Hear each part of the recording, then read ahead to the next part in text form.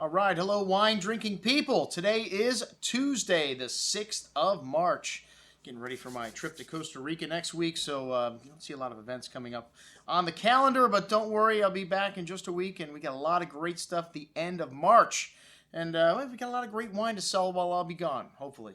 All right, anyways, we've got an offering on a big little monster of a wine, the newest from Doug Phinney's lineup, Orin Swift Cellars. And we've been featuring The Prisoner ever since it was, released almost 10 vintages ago now. And this is a wine that has become a phenomenal. I like to say that the label is not important to us at the Wine Watch.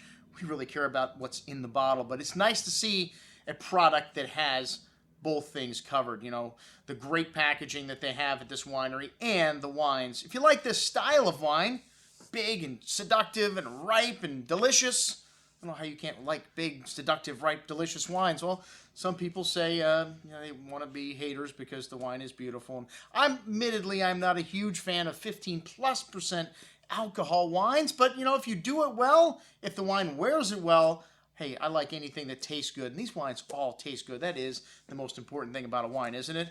It's important how long it's going to age. Most people buy them and drink them tonight. A lot of the critics of wines like this say the wines aren't going to age, and I say, well, they don't really need to because the people that are buying them to drink.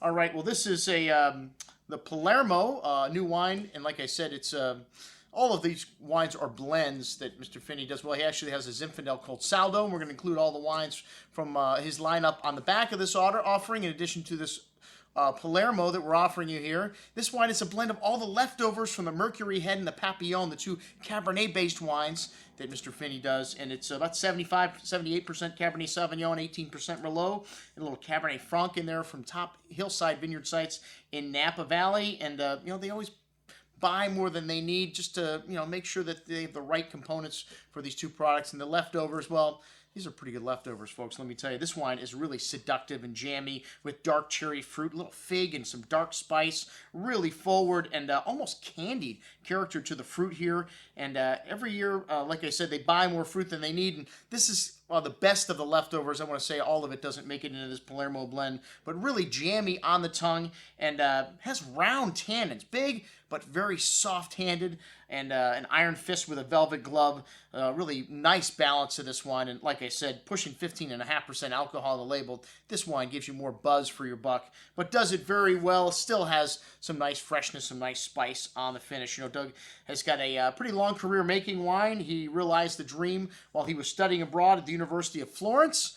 And I guess he was doing an internship with a congressman and realized, he really wanted to get into a more honorable type career, making wine he thought was very honest as opposed to maybe politics. But when he returned, he tried to immerse himself as much as he could into wine, being at the University of Arizona. I guess that wasn't easy, but in 1997, they decided to plant a 1-acre experimental parcel. And this was a project that Doug was in on. And he also worked in the retail side of the business. No matter how great of a wine you make, you still need to know how to sell it.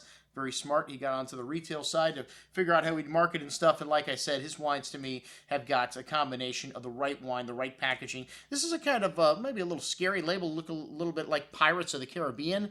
But the photographer on this is Vincent Musi. He tries to employ some of the top people in their field. He's known for his work with National Geographic. And really, I don't want to say dark kind of label, but it fits the wine. It really does. When you taste this wine and you look at the bottle, what a perfect match it is. Great work again, Mr. Phinney. Check it out. Our offering on Palermo and everything else from Mr. Phinney available in this marketplace. I'm your host, Andrew Lampasoni, signing off for the Wine Watch, saying remember, always drink the good stuff first.